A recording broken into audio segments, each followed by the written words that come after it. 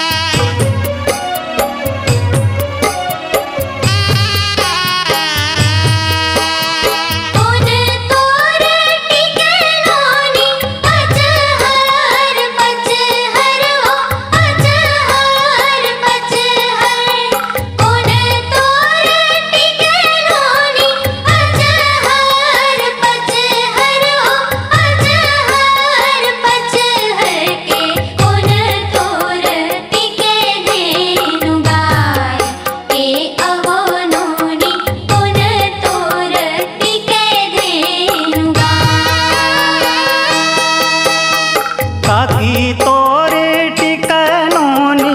आचे घर पचे घर वो आचे घर पचे घर काकी तोरे टिकनोनी आचे घर पचे घर वो आचे घर पचे घर के काका तोरे टिके धेनु गाय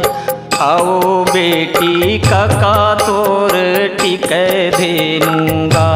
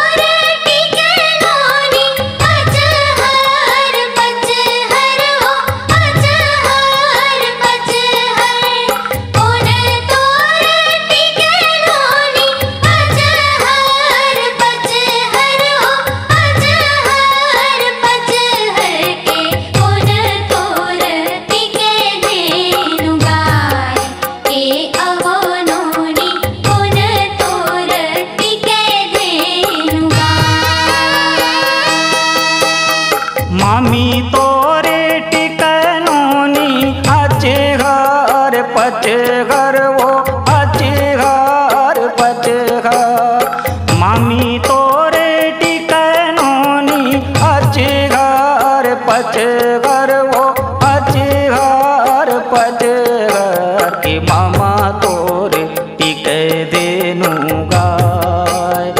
आओ बेटी मामा तोर टिके धेनु